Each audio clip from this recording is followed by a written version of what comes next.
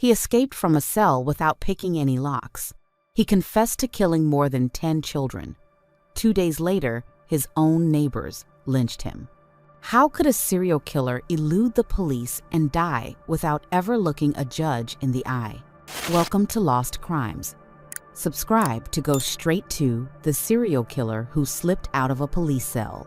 Masten Wanjala was born in 2001 inches, the village of Mukwea, Bungoma County, first child of Robert Wanjala and Edna Nabalayo. After family trouble, his parents separated. His mother moved to Machakos with a very young Masten and remarried. A new household, a new father, his stepfather, Inzao Ndonye. For years, life looked calm. Ndonye treated Masten as his own, enrolling him in different schools in Machakos to secure an education. But around age 12, something shifted. The behavior turned strange. He skipped entire terms, then walked back in for exams, and still finished first in his class. Trying to course correct, Mr. Inzao sought help. He placed Masten in approved schools, one in Kericho, another in the industrial area, structured environments meant to reset a spiral. Masten escaped again and again, slipping out and returning home after a few days. He had clearly veered off course, and no one knew where he went or what he did when he slipped out of school. Then, at 2016, everything surfaced. What he did when he wasn't in school was murder. In this year, Masten Wanjala committed his first known crime. Victim? Purity Mawe, a 2-year-old abducted from Kiima Kimwe, Machakos County, east of Nairobi. The way he lured her distilled the method he would repeat for years, posing as a football coach, earning children's trust, and using that facade to lead them to secluded places. There, out of sight, his real face emerged. Sometimes he strangled with his bare hands. Other times he bludgeoned with a blunt object. At times, according to his own statements to investigators, he drank their blood, a detail that earned him the press label of bloodthirsty vampire. His crimes showed no mercy. Bodies were left in thickets or dumped into drains and sewers on the outskirts of Nairobi. Over the next 5 years, Wanjala wove a web of death that police failed to detect, until it was already too late. It didn't stop. In 2019, in Kimilili constituency, he lured Aaron, a 13-year-old, into a nearby thicket, strangled him, and left the body, then slipped away unseen. Bodies were vanishing, and no one yet knew a serial killer was moving across Kenya. A year later, in 2020, in Kwela constituency, Augustine Mukisa became the next victim. Same playbook: approach, lure, kill. He dumped the body in a latrine near the boy's father's home, and still, the killer remained unknown. As time passed, Kenya sank into fear over the rising count of missing children, 242 inches 2020. Of the 125 girls and 117 boys reported, most were returned safely to their families. 10 were found dead, and 18 remain missing to this day. After multiple killings in Bungoma County, Masten Wanjala moved to Nairobi. He wanted to kill more children. He fixated on 13-year-olds, an obsession investigators never fully explained. He hunted in Nairobi and its outskirts. In Kitengela, he lured and killed Austin, 12, leaving the body in a roadside drain.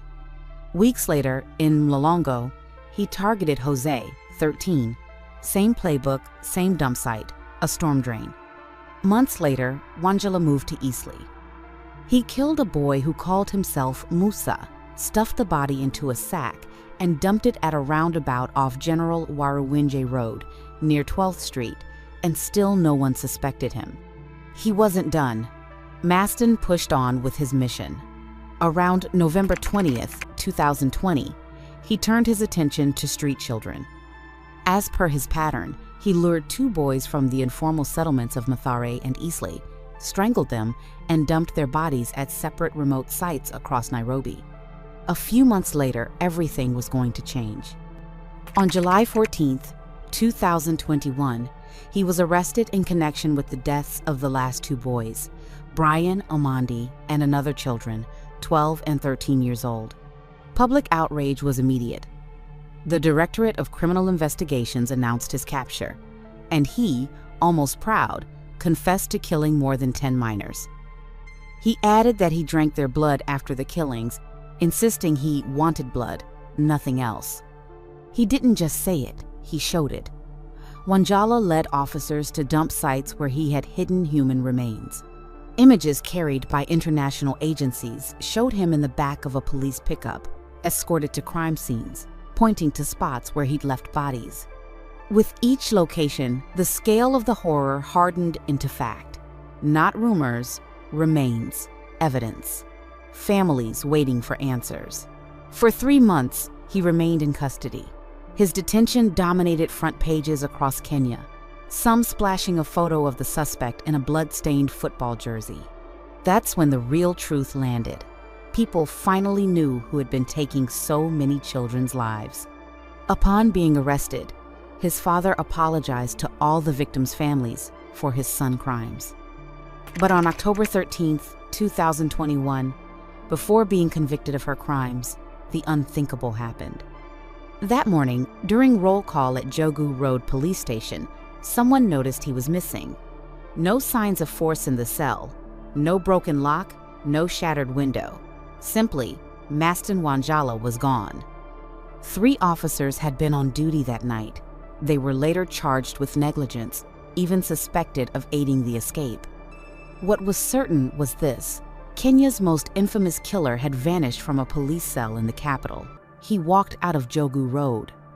The country reeled. How does a prisoner slip out of a well-guarded station without being caught? Even his father raged. How could his son escape custody unnoticed when police were supposed to keep him secure? Within hours, alerts flooded social media. Wanted, armed, and dangerous. The manhunt began. He was described as armed and dangerous, though no one knew if he actually carried a weapon. The nation panicked.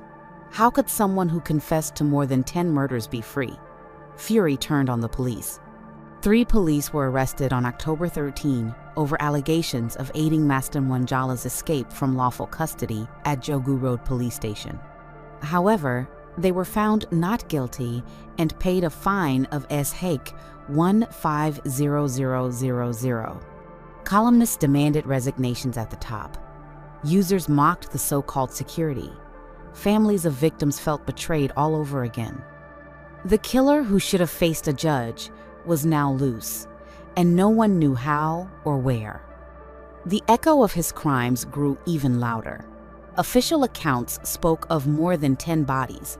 Online, the number ballooned, 13 to some, more to others.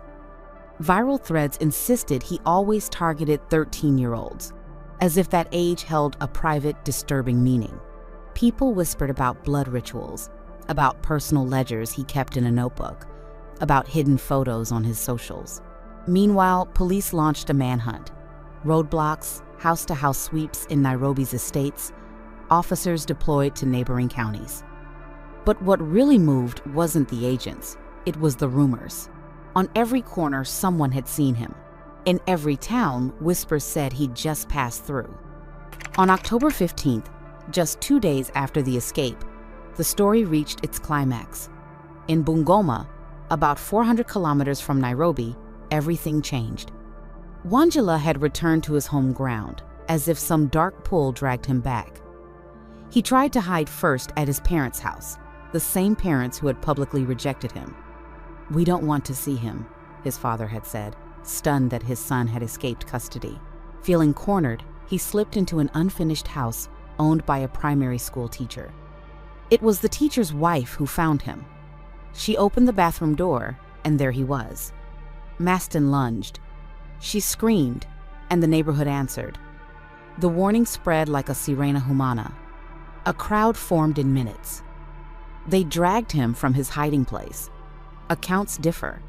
Some say he was beaten to death, others that he was strangled, others that he tried to run and was caught. What's certain is this: the young man who confessed to more than 10 murders died at the hands of his neighbors. under a fury that would not wait for official justice. With his death, the story grew darker. There would be no trial, no verdict, no explanations. For the families, it was a double loss. First their children, then the chance to face the killer in court. Grace Adiambo, mother of Brian Omondi, put it in plain grief. "I would have loved to see him in court, to know why he did it, why he brutally killed our children, and left us with this pain." The decomposing body of his teenage son, Brian Omondi, was one of 4 recovered by police on the outskirts of the capital, Nairobi, in July. Other parents wept on camera, recalling how their children left on an ordinary day and never came home. Justice had slipped away twice. First, when police failed to stop him for years. Then, when they let him walk out of a cell. Authorities tried to project control. A police spokesman said they were still doing basic verification to confirm the body's identity, though the family had already recognized him. The formality rang hollow. The whole country knew the man killed in Bungoma was Masten Wanjala. What no one could explain was how he traveled nearly 400 kilometers from Nairobi to his hometown without being stopped, without roadblocks catching him, without the much-touted operation finding him before the neighbors did. The Bungoma police commander admitted it plainly. Curious villagers identified him and acted before we were informed. It was a confession of defeat. Details from October 15th spread fast. Witnesses said he tried to hide, to plead, to throw people off by shifting from place to place. Nothing worked. The fury was already lit. He was a marked man, a known face, a name that could no longer disappear. The same town that watched him grow up was the one that carried out the sentence. The myth kept growing. In Bungoma, people retold the story as a warning to children. Don't follow strangers, even if they say they're football coaches. His image began to sit beside Kenya's notorious killers, like Philip Onyancha, also remembered for drinking victims' blood. In viral threads, Wanjala was filed under modern demons. Some swore he only killed 13-year-olds, that the age obsessed him, though official records spoke of victims between 12 and 13. The drumbeat of 13 lent the tale an almost ritual aura, a macabre symbolism that made people see him less as a criminal and more as a cursed creature. And beneath the myth, the real pain remained. Parents buried their children without justice, without answers. The Wanjala case hardened into a bitter lesson about what happens when justice fails. A teen who began killing at 16, who spent 5 years grooming and murdering children under a coach's mask, who confessed coldly and led police to scenes of horror, who was guarded, then allowed to escape, who died lynched before his neighbors. A life that reads like a thriller, but was lived and suffered by real people. Internationally, the story spread fast, from wire photos to global headlines, branding him the Kenyan vampire. Images of his arrest, seated in the back of a police truck, collided with the news of his lynching. It sounded impossible. A serial killer who confesses, slips out of a cell without breaking it, and ends up dead within days. Morbid curiosity was inevitable. The narrative had every element of a contemporary nightmare. And so the tale became a caution. Parents tell it to make children wary of strangers. Newsrooms recall it as a case of institutional negligence.